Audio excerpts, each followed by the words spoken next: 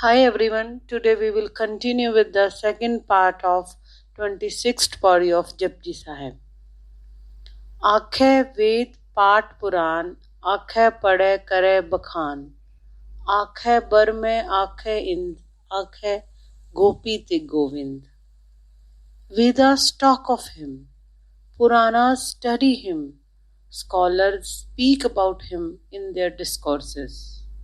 So also describes Brahma and Indra. The gopis and Krishna utter the same. Veda Purana उसका वर्णन करते, विद्वान उसी का व्याख्यान करते, इंद्र और ब्रह्मा भी उसका बखान करते, गोपी और गोविंद उसी का गुणगान करते.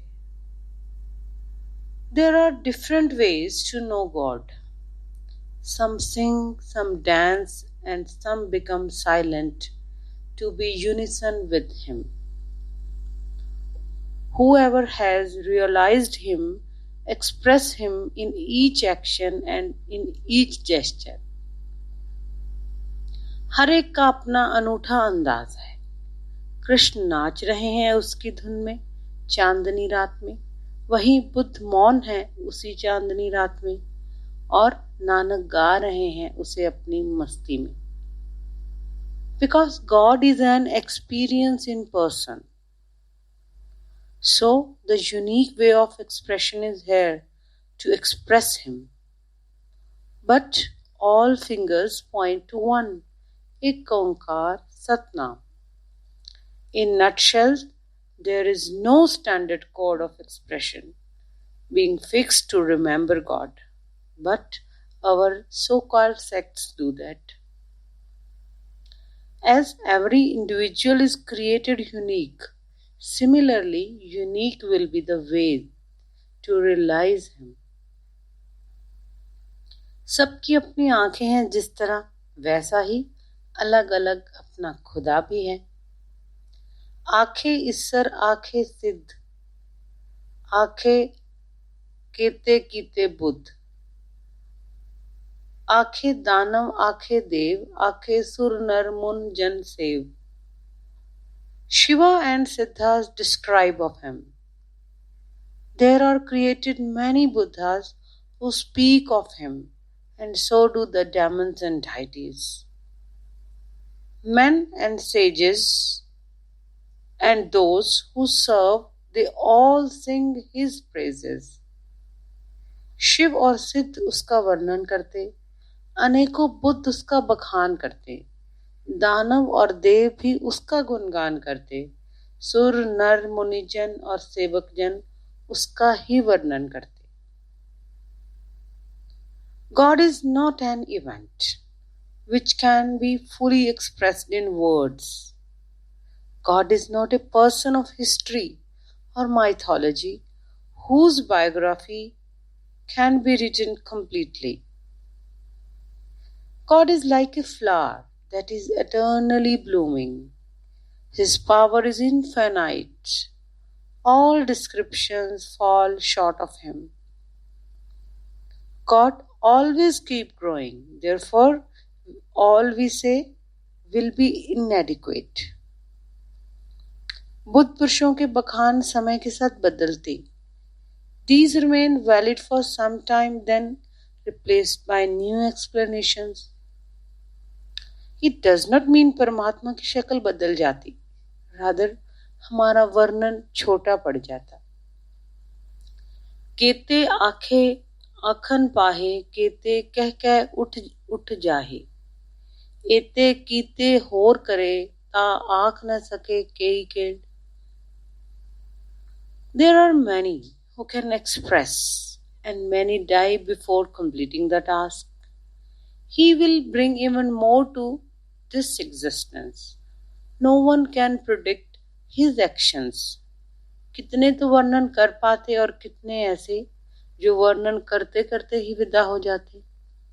उसने जो किया है वह उसे और भी करेगा, उसका कोई हिसाब नहीं लगाया जा सकता.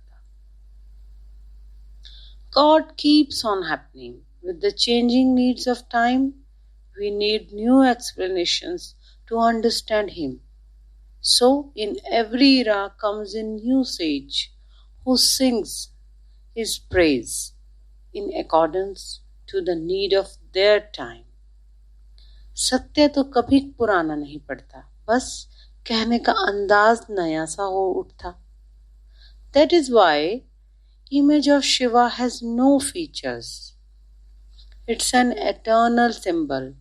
Whatever form God takes, we might have drawn some conclusions, but He keeps on expanding. वह अज्ञात है. ईश्वर के प्रति कोई भविष्यवाणी की नहीं जा सकती. जेवड़ पावे तेवड़ होए, नानक जाने साचा सोए.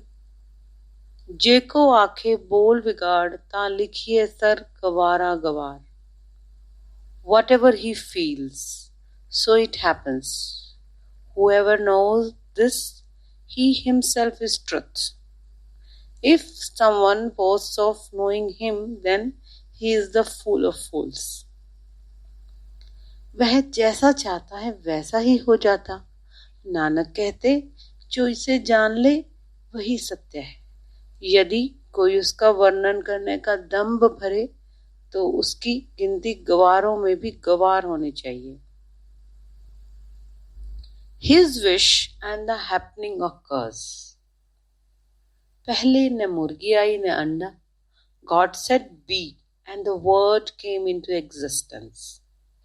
If we desire something, it will be fulfilled at least in 1 year. There is a time gap between our feelings and actions, because our energy is limited. But He has abundant energy. So, time exists for us, not for God. समय मानवीय घटना है और वह कालातीत है.